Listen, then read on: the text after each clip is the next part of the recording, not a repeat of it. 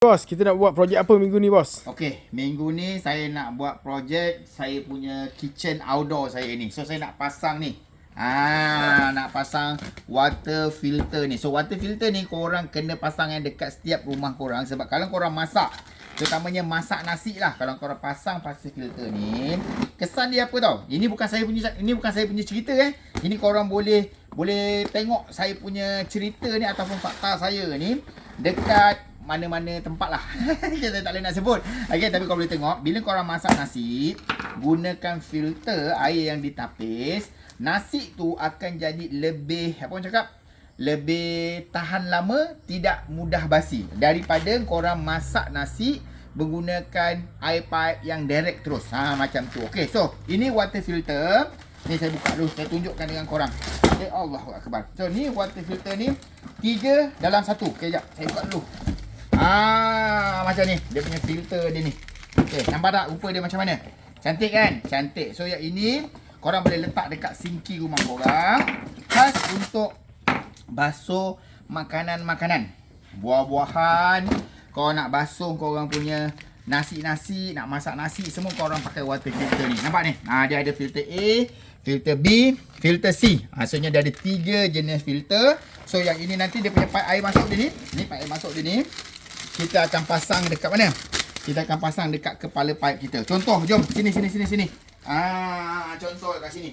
Ini saya memang nak pasang dekat outdoor kitchen saya lah, sebab saya memang tengah renovasi saya punya outdoor kitchen kita ni. Nanti ni tempat dapur masak kita ni.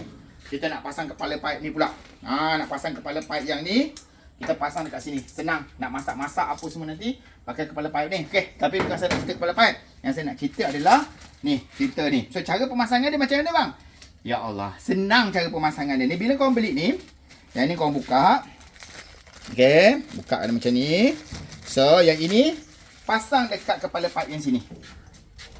Buka yang lama ni, masukkan dekat sini. So kalau korang nak tapiskan dia, just kau lock air ke bawah, dia akan masuk dekat filter. So nanti dekat hujung dia ni, dekat hujung dia ni, dia akan ada satu dia punya corong air dia ni. So saya nak pasang dekat mana? Yang ni saya nak buka. Saya nak pasang filter ni dekat sini. Nampak tak? Sejadinya kalau saya nak ambil air yang dah ditapis untuk masakan. Contoh saya nak masak air ni. Nak masak air kan? Nak pakai kettle.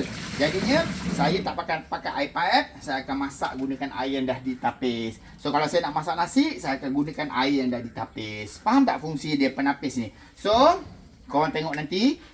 Kasih saya Chan buat pemasangan. So yang ini kalau korang nak, korang pergi tengok kat dalam beg kuning saya. Nanti 2 minggu ke 3 minggu lagi, saya akan buat video lagi. Korang akan tengok dia punya kesan dia selepas kita pakai filter ni. Saya bagi jaminan, saya sangat-sangat yakin filter yang bersih ni. Filter yang bersih-bersih ni kan. Filter dia ni, korang akan tengok. Daki kotoran dia pasti warna hitam.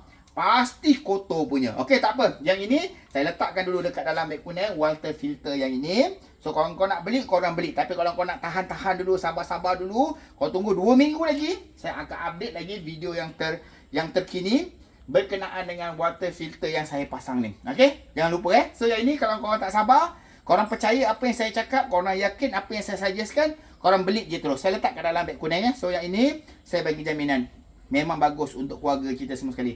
Tak mahal. Okey, insya-Allah. Kalau kau nak beli water filter yang macam apa? Yang ada sejuk, ada panas apa semua tuan, itu pun bagus, tapi harga dia mahal, betul tak? Tapi ini kita nak masak nasi, cuci sayur-sayuran, basuh buah-buahan, kita gunakan water filter yang macam ni. Insya-Allah. Okey? Right, saya letakkan dalam beg kuning saya dulu. Okey? Assalamualaikum.